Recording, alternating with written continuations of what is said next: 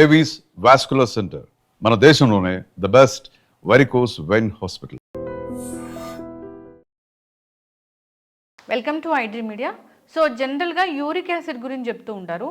Uric acid అనేది ఎందుకు పెరుగుతుంది, అసలు లెవెల్స్ ఎలా ఉండాలి? సో చాలామందికి డైట్ చెప్పినా నాన్ వెజ్ తీసుకోకపోయినా లెవెల్స్ అనేవి కంట్రోల్ అవ్వట్లేదు అని చెప్తున్నారు. ఎందుకు పూర్తి వివరాలు తెలుసుకుందాం. మనతో పాటు ప్రముఖ internal medicine specialist doctor Rajesh Ukkala ఉన్నారు. డాక్టర్ గారు నమస్తే. నమస్తే. యూరిక్ యాసిడ్ ఇది పెరిగితే అసలు ఏమవుతుంది శరీరంలో? సో నేను ఎప్పుడు చెప్తున్నట్టే లైఫ్ స్టైల్ డిజీజెస్ అని చెప్తూ ఉంటాను. వీటిలో ఒక పార్ట్ యూరిక్ యాసిడ్ది. ఇవన్నీ కూడా బాడీలో జీవక్రియలకు సంబంధించిన థింగ్స్.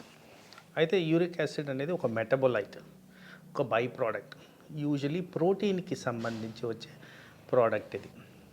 సో అందరి హెల్దీ పీపుల్లో యూరిక్ యాసిడ్ ప్రొడ్యూస్ అవుద్ది, బాడీలోంచి వెళ్ళిపోతూ ఉంటుంది. అయితే ఎవరైతే సరిగ్గా వాటర్ తాగరో, ఎవరికైతే కిడ్నీ ఫంక్షన్ అబ్నార్మాలిటీస్ ఉంటాయో, ఎవరికైతే ట్రైగ్లిజరైడ్ లెవెల్స్ ఎక్కువ ఉంటాయో, ఎవరికైతే మాంసాహారం ఎక్కువ తీసుకునే అలవాటు ఉంటుందో, వీళ్ళల్లో యూరిక్ యాసిడ్ ఎక్కువగా వచ్చేదానికి ఆస్కారం ఉంది. సో జనరల్ ప్రిన్సిపల్ ఒకటి కిడ్నీ ఫంక్షన్, రెండు వాటర్ ఇంటేక్. వీటితో చాలా ముడిపడి ఉంటుంది యూరిక్ యాసిడ్. దీన్ని తరచుగా మేము గౌట్ అని పిలుస్తుంటాం. ఈ గౌట్ అంటే ఏంటంటే పెయిన్ఫుల్ జాయింట్, యూజువలీ కాలి బొటన వేలు దగ్గర కామన్గా ప్రజెంట్ అవుతూ ఉంటుంది. అది ఒక్కటే ప్రజెంట్ అవ్వాలని రూల్ లేదు. బాడీలో ఏ జాయింట్లో అయినా, ఏ కండరంలో అయినా నొప్పులుగా ప్రజెంట్ అవ్వడం కామన్. దీన్నే గౌటీ ఆర్థరైటిస్ అంటాం. అలా కాకుండా ఈ యూరిక్ యాసిడ్ మూలాన యూరిక్ యాసిడ్ స్టోన్స్ అవి కిడ్నీల్లో ఫామ్ అయ్యేదానికి కూడా ఆస్కారం ఉంది. యూరిక్ యాసిడ్ అధికంగా ఉన్నప్పుడు శరీరంలో యూజువలీ ఎనర్జీ లెవెల్స్ తగ్గిపోతాయి. అలాగే బాడీ పెయిన్స్ ఎక్కువగా ఉంటాయి. ఫ్రీక్వెన్సీ ఆఫ్ యూరినేషన్ పెరిగే విధంగా ఉంటుంది. తర్వాత నడుము భాగంలో నొప్పులు ఎక్కువగా కనిపిస్తాయి, జాయింట్ వాపులు కనిపిస్తాయి. ఇలా వివిధ రకాలుగా యూరిక్ యాసిడ్ అనేది ప్రెసెంట్ అవుద్ది. ముఖ్యంగా ఆల్కహాల్ తీసుకునే వాళ్ళల్లో యూరిక్ యాసిడ్ అధికంగా ఉండేదానికి ఛాన్స్ ఉంది. అలాగే కూల్ డ్రింక్స్ తీసుకునే వాళ్ళల్లో కూడా యూరిక్ యాసిడ్ పెరిగేదానికి ఆస్కారం ఉంది. మరి నాన్ వెజిటేరియన్ గురించి మాట్లాడుతున్నప్పుడు ఎక్కువగా రెడ్ మీట్తో యూరిక్ యాసిడ్కి సంబంధించి లెవెల్స్ పెరిగేదానికి ఛాన్స్ ఉంది. సో ఇలా డిఫరెంట్ రీజన్స్ వల్ల మన బాడీలో యూరిక్ యాసిడ్ పెరిగేదానికి ఆస్కారం. అయితే యూరిక్ యాసిడ్ వల్ల బ్లడ్ ప్రెషర్ ఎఫెక్ట్ అవుతుంది, హార్ట్ అటాక్స్ వచ్చేదానికి ఛాన్స్ ఉంది. తర్వాత కొన్ని జీవక్రియలు ప్రాబ్లం వచ్చేదానికి కూడా ఆస్కారం ఉంది. సో పలు రకాలుగా శరీరం అంతా ఎఫెక్ట్ అయ్యే విధంగా యూరిక్ యాసిడ్ అనేది బిహేవ్ చేస్తుంది. జాగ్రత్తగా ఉండాలి. పెరగడం అంటే ఎంత పెరుగుతుంది మనం హై అంటాము? సో నార్మల్గా మెన్ అండ్ విమెన్లో అరౌండ్ 6 ఉంటే హై, మెన్లో అరౌండ్ 7 ఉంటే హై. సో దీనికన్నా తక్కువ ఉండేటట్టే మనం చూసుకోవాలి. Simplest solution is hydration, diet regulation. నేను చెప్పిన వాటిల్లో ఏదన్నా మీరు అధికంగా తీసుకుంటూ ఉంటే వాటిని తగ్గించుకొని తీసుకుంటే యూరిక్ యాసిడ్ లెవెల్స్ అదుపులో ఉండేదానికి ఛాన్స్ ఉంది. మందులు ఎప్పుడు రాస్తారు డాక్టర్ గారు? సహజంగా ఏసిమ్టమాటిక్ అంటే ఏ ప్రాబ్లం లేకుండా యూరిక్ యాసిడ్ కనుక్కుంటే జనరల్గా వాటికి న్యాచురల్ పద్ధతుల్లోనే నివారణ చర్యలు చెప్తాం. ప్రాబ్లమ్స్ గౌట్ వచ్చింది, స్టోన్స్ వచ్చాయి, ఇంకేదన్నా ప్రజెంటేషన్ నేను చెప్పిన దాంట్లో వచ్చినప్పుడు డెఫినెట్గా మెడిసిన్ ద్వారానే దాన్ని తగ్గించడం అనేది జరుగుద్ది. యూరిక్ యాసిడ్ కోసం టెస్టులు ఏముంటాయి? యూరిక్ యాసిడ్ టెస్టేనా? ఒకటి uric acid test, 2 kidney function test, 3 cholesterol test. ఇవి తప్పనిసరిగా చేసి నిర్ధారించడం జరుగుతుంది. ఏజ్తో సంబంధం లేకుండా వస్తుందా ఇది?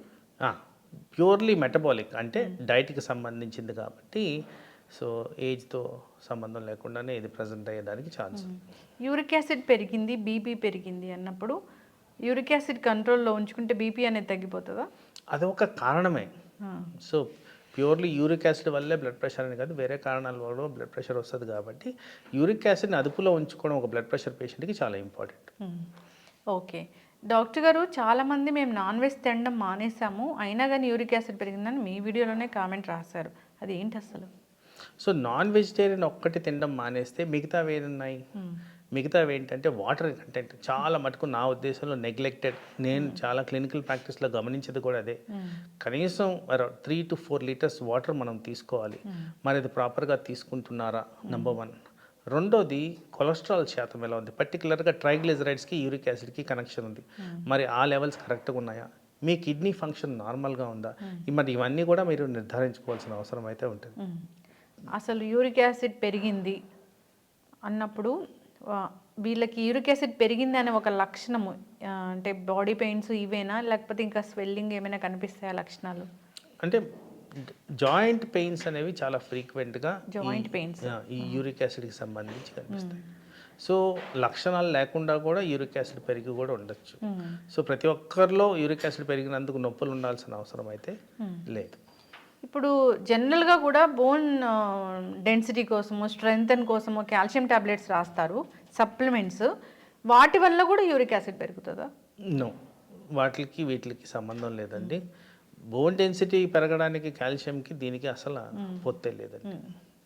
సో ఒకవేళ ఈ యూరిక్ యాసిడ్ పెరిగింది అన్నప్పుడు స్టోన్ ఫార్మేషన్ అనేది ఉంటుంది, అదొక సిమ్టమ్ లాగా ఉంటుంది. వాళ్ళకి ఇతరత్ర కారణాల వల్ల ఏదైనా ఈ సప్లిమెంట్స్ రాసినప్పుడు తీసుకోవాలా తీసుకోకూడదా? సప్లిమెంట్స్ అనేవి కంపల్సరీ తీసుకోవాల్సిన అవసరం లేదు. ఎందుకంటే ఈ మధ్య కాలంలో అట్లీస్ట్ మేము ప్రాక్టీస్ చేసేది అసెస్మెంట్ చేసిన తర్వాత లెవెల్స్ తక్కువగా ఉంటే సప్లిమెంట్స్ అనేది ఇస్తాం. సో అదేవిధంగా ఆ సప్లిమెంట్స్లో వాటర్ కూడా ఒక సప్లిమెంట్ కింద కన్సిడర్ చేయాలి. ఎప్పుడైతే మీరు వాటర్ బ్యాలెన్స్ ప్రాపర్గా మెయింటైన్ చేస్తారో, ఈవెన్ అధికంగా కానీ సప్లిమెంట్స్ తీసుకున్నా కానీ, పర్టికులర్గా మనం డిస్కస్ చేసే ఈ కాల్షియంకి సంబంధించిన స్టోన్స్ గురించి మాట్లాడినప్పుడు వాటర్ ద్వారా అవి కూడా రాకుండా మనం నివారించుకోవచ్చు. డాక్టర్ గారు, ఇప్పుడు యూరిక్ యాసిడ్ ఎక్కువగా ఉన్న పేషెంట్ మీ దగ్గరికి వచ్చారు అంటే, ఎక్కువగా ఉంది ఆ లెవెల్స్ కన్నా అన్నప్పుడు, వాళ్ళకి డైటా లేకపోతే టాబ్లెట్స్ రాస్తారా? సిమ్టమ్స్, రిస్క్ ఫ్యాక్టర్స్ అసెస్మెంట్ బట్టే వీళ్ళకి డైటా లేకపోతే న్యాచురల్ పద్ధతిలో తగ్గించుకోవాలని రాస్తాం. ఎప్పుడు కూడా బార్డర్ లైన్ నుండి ఏం ప్రాబ్లం లేకపోతే మళ్ళీ మానిటరింగ్ పెట్టేసి ఒక 6 to 8 వీక్స్ మధ్యన రివ్యూ చేయడం అనేది జరుగుద్ది. Associated conditions like for example triglycerides ఎక్కువ ఉన్నాయి అనుకోండి, వాటికి ట్రీట్మెంట్ ఇచ్చిన తర్వాత ఈ లెవెల్స్ ఎలా ఉన్నాయి అనేది కూడా మేము నిర్ధారించడం జరుగుద్ది. ఓకే, ఎస్, చక్కటి ఇన్ఫర్మేషన్ డాక్టర్ గారు. టెస్ట్లు అనేవి సర్వసాధారణంగా 6 నెలలకు ఒకసారి, 1 yearకి ఒకసారి చేయించుకోవాలని మీరు చెప్తూ ఉంటారు. దాంట్లో ఈ యూరిక్ యాసిడ్ టెస్ట్ అనేది కంపల్సరీ ఉంటుంది కదా? మధ్యకాలంలో కంపల్సరీ చేస్తున్నాం. ఓకే, తేడా ఉన్నట్లయితే ఖచ్చితంగా సంప్రదించాలి. సో ఇది పెరగకుండా ఉండాలంటే మీరు చెప్పిన లైఫ్ స్టైల్ చేంజెసే. ఎప్పుడు కూడా సరైన ఆహారం తీసుకోవాలి, సరైన నిద్ర ఉండాలి, ఫిజికల్ యాక్టివిటీ ఉండాలి, మంచి వాటర్ ఉండాలి. హైడ్రేషన్ అనేది చాలా చాలా ఇంపార్టెంట్. చాలా సింపుల్ టాస్క్. మనం నాన్ వెజిటేరియన్ ఐటమ్స్ తగ్గించుకోవాలి, కూల్ డ్రింక్స్ తగ్గించుకోవాలి, ఆల్కహాల్ తగ్గించుకోవాలి, వెజిటేరియన్ ఐటమ్స్ ఎక్కువ తీసుకోవాలి, డైరీ ప్రోడక్ట్స్ తీసుకోవచ్చు. దీని ద్వారా మనకి యూరిక్ యాసిడ్ అయితే పెరగదు. అసలు కూల్ డ్రింక్స్, ఆల్కహాల్ రెండు ఒకటేనా? అంటే వాటిల్లో ఉన్న తత్వం, వాటి కంటెంట్ బట్టి ఆ యూరిక్ యాసిడ్ పెరిగేదానికి ఆస్కారం ఉంటుంది. ఓకే, చక్కటి ఇన్ఫర్మేషన్ డాక్టర్ గారు. అందరు ఫాలో అవ్వాలి. ధన్యవాదాలు. నమస్తే.